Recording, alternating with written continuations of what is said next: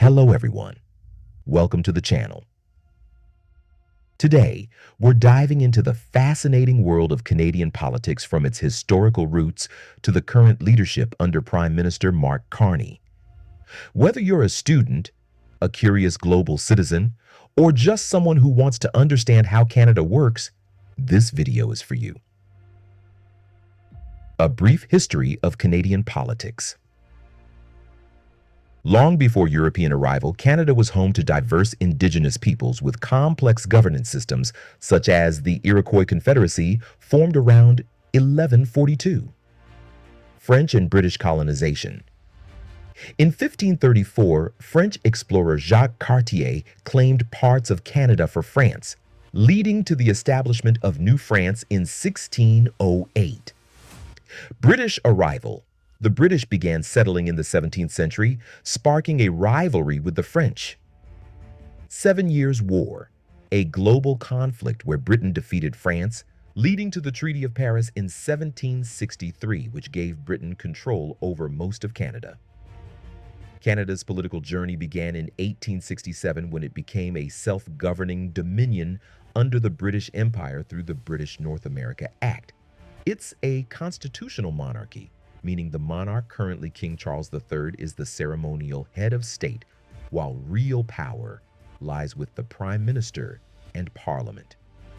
Canada's system is modeled after the British Westminster system, with a bicameral parliament, the House of Commons, elected representatives, and the Senate, appointed members.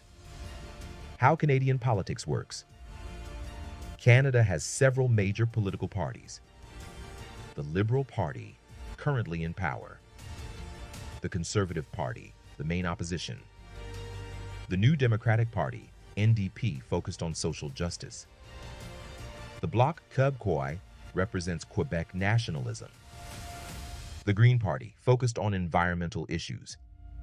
Federal elections are held every 4 years, but the Prime Minister can call early elections. The leader of the party with the most seats in the House of Commons becomes the Prime Minister. Prominent political figures who shaped modern Canada. Sir John A. Macdonald, the first Prime Minister of Canada from 1867 to 1873 and 1878 to 1891. He is the architect of Canadian Confederation, promoted railway expansion to unify the country. Pierre Elliott Trudeau, Prime Minister from 1968 to 1979 and 1980 to 1984. He is an advocate for bilingualism and multiculturalism. Opposed Quebec separatism.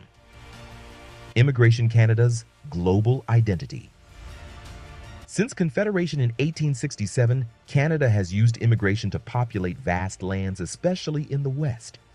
Canada is known globally for its welcoming immigration policies. It accepts hundreds of thousands of immigrants annually, with a target of over 395,000 permanent residents in 2025. Immigration has helped Canada grow economically and culturally. However, it's not without challenges. Rising housing costs, pressure on healthcare, and integration issues have led to debates on limiting temporary residents and international students. As of 2025, foreign-born individuals make up nearly 25% of Canada's population, one of the highest among developed nations. Immigration is central to addressing labor shortages, especially in healthcare, technology, construction, and agriculture. Canada plans to welcome 500,000 immigrants annually by 2025, aiming to support economic growth and offset an aging population. Canada's immigration system includes express entry for skilled workers, provincial nominee programs, family sponsorships, and refugee resettlement. Drawbacks of immigration. Housing and infrastructure strain. Rapid population growth has led to housing shortages and increased demand for public services. High cost of living.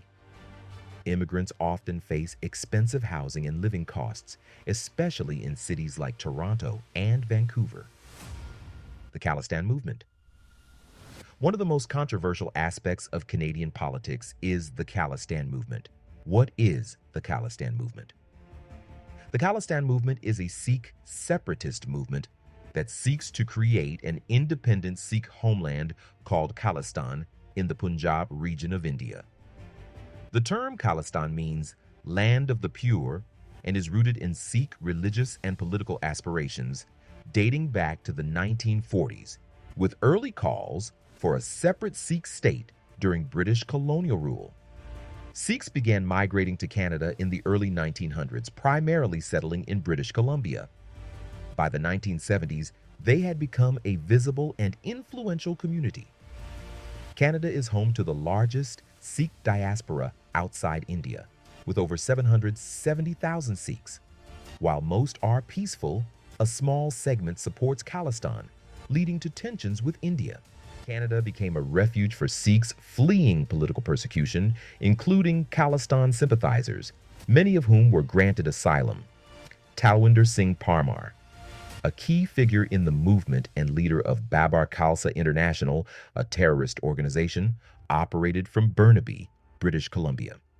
He was later implicated in the 1985 Air India bombing, the deadliest terrorist attack in Canadian history. The 2023 assassination of Hardeep Singh Nijjar led to a major diplomatic crisis. Prime Minister Justin Trudeau accused India of involvement, which India denied as absurd. India responded by expelling Canadian diplomats and halting trade talks, including the Comprehensive Economic Partnership Agreement. This incident strained relations, leading to diplomatic expulsions and a temporary halt in visa services. Mark Carney, from banker to prime minister. Mark Joseph Carney, born on March 16, 1965, Fort Smith, Northwest Territories, is a Canadian economist and politician. Before entering politics, he had a distinguished career in global finance. Governor of the Bank of Canada from 2008 to 2013. Guided Canada through the 2008 global financial crisis. Governor of the Bank of England. First non-British citizen to hold the role, managing Brexit and early COVID-19 economic challenges. Trudeau resigned in January 2025 after declining popularity. Carney won the Liberal leadership race on March 9, 2025, with 85.9% of the vote, defeating candidates like Karina Gould and Chrystia Freeland. Sworn in as Canada's 24th Prime Minister on March 14, 2025, succeeding Trudeau. His priorities include fixing Canada's strained diplomatic ties, especially with India, reforming immigration policies to balance growth and sustainability, strengthening Canada's global economic position. Carney is seen as a pragmatic leader focused on stability and international cooperation. Canada's role on the global stage. Canada plays a significant role in global diplomacy.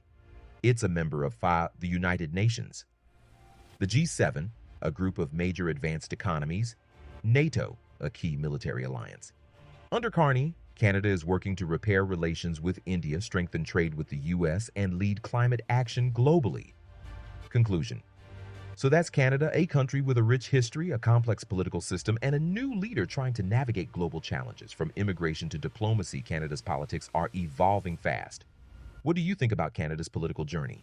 Can Mark Carney bring real change? Let me know in the comments below. Don't forget to like, share, and subscribe for more global explainers. See you in the next video.